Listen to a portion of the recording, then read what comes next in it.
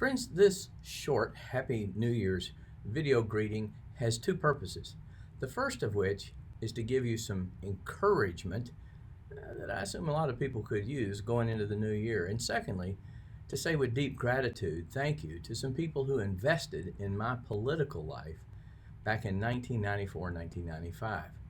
And the two tie together, and let me explain. I graduated from law school in 1983. I don't think I ever heard about, let alone read, William Blackstone's commentaries on the laws of England. But in the year 1990, I heard about him 7 years later.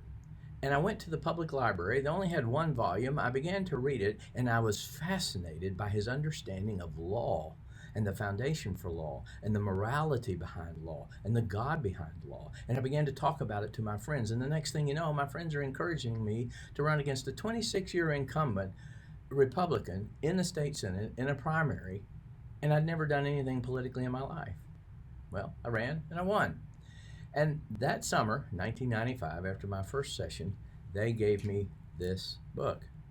This book happens to be called William Blackstone's Commentaries on the Laws of England.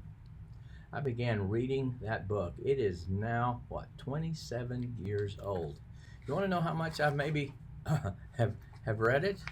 Well, it's coming out in sections now. And I'm going to have to put it in a binder because I've read it so much. Now, why is that important and how is that encouragement? Because you see, who would have ever envisioned when I first heard about William Blackstone in 1990, when I was given my first copy of William Blackstone's commentaries in 1995, that the United States Supreme Court would use William Blackstone's commentaries and cite it multiple times in not only reversing Roe versus Wade, but upholding the understanding of the Second Amendment. As a result of the investment that people made in my life and just buying me this little book in 1995, God now has people calling me from around the country wanting to understand how they can think about legislation and legal arguments in terms of the common law. And here's the word of encouragement. Sometimes we don't know what God's doing, and sometimes it takes a long time for it to be evident.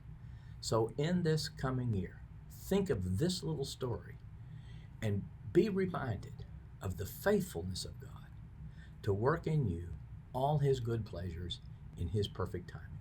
And I hope that 2023 is a great year for you, your family, and those you love.